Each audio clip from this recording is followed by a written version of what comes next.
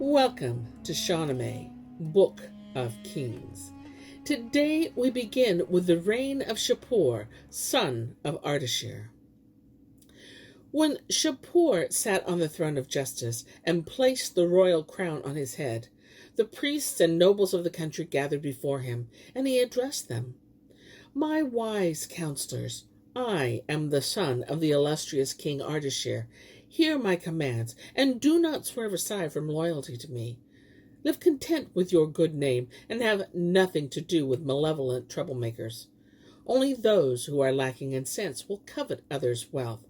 My benevolence towards you exceeds that radiated by the stars.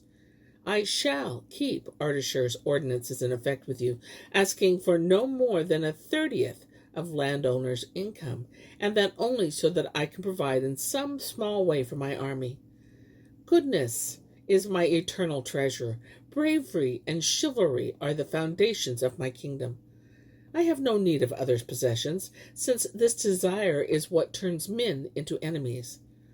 All of you are free to visit me at any time, and I shall treat all who wish me well with affection. His nobles and subjects stood and acclaimed Shapur as king.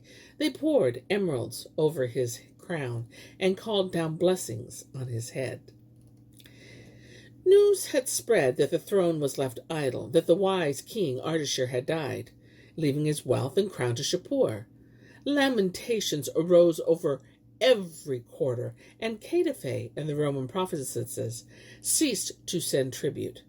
When Shapur heard of this, he readied his army and its drums and banners for war. Under the leadership of a brave and capable commander, they made a quick march, virtually no baggage, as far as Alto Waine. The dust of the army that marched out to oppose them from Caidafe obscured the sun, and it was joined by a force from Alto Waine under the leadership of Berenush, a fine horseman who was highly respected by the Romans. When the din of drums arose from the opposing camps, Berenush advanced to lead the Roman forces, and from the Persian side a brave warrior called Gorzab was the offensive. Drums and trumpets were sounded on each side, and the new Persian king, stationed in the center of his troops, felt the thrill of battle. There was such a wailing of trumpets and clashing of Indian bells that the moon and the vault of the heavens shook. There were war drums strapped to the elephants, and their thundering noise carried for 2 miles. The earth trembled, dust swirled, lances glittered like fire, and the sky seemed to rain down stars. Sick at heart and sorely wounded, Berenush was captured in the midst of his men, and 3,000 Romans were killed at the battle of Alto Waine, and 1,600 were taken prisoner.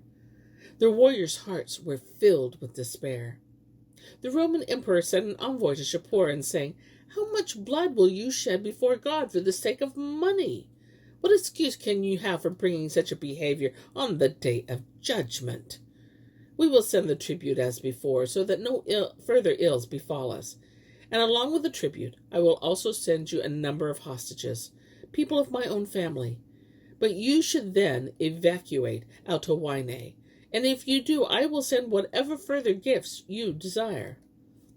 Shapur waited until the tribute had been delivered in 10 ox skins, together with 1,000 Roman young men and women as slaves, and innumerable valuable brocades. He stayed for 7 days in Alto Waine, then left Roman territory and returned to Avaz. He built a city with a great deal of effort and a great expense, completing it on the auspicious 25th of the month. The city was called Shapur, and it was a fine, flourishing place, and the Roman captives were settled there. It formed the entryway to Khazadin, and everyone entering the province from that direction had to pass through it. In addition, he built a splendid city in Pars, and another in Sistan, where there were abundant groves of date palms.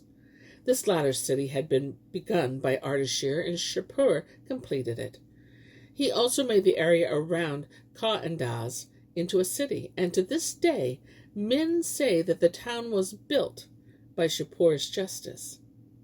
Whenever he went, he took Berenush with him and paid attention to what he said. There was a river named Shushta that was so wide that no fish could swim across. Shapur said to Berenice, "If you're an engineer, build a bridge here, so strong that when we pass away, it will remain as a sign to the wise. Make it 1,000 cubits long. When you have done this, ask me for whatever treasure you desire. Use the knowledge of Roman savants to build monuments in this country when you have made the bridge which will lead to my palace. You can live as my guest in happiness and safety, secure from evil and wiles of Ahriman." Barnoush set to work and completed the bridge, which was 1,000 paces long, and Shapur hastened to cross it in state, passing from Shushta to his palace. After 30 years and 2 months, the king's splendor and far began to fade. He summoned Hormazd and said to him, "Now you will blossom like an opening flower. Be wary as you wield imperial power, and pay attention to the words of those who know how worldly fortune comes and goes. Don't hope for much from sovereignty. Take heed of all the ancient precepts of Jamshid. Be just in all your deeds to nobles be, their splendor, to the poor their sanctuary. Be kind and open-handed. Do not make a great noise for a minor setback's sake. These are the words I learned from Ardeshir. Remember all that I have told you here." And when he had finished speaking, his face turned pale in death, and the young men grieved in his heart. And here is where I end my tale for today. But I'll be back tomorrow with more tales, many more tales. Until then, my friends,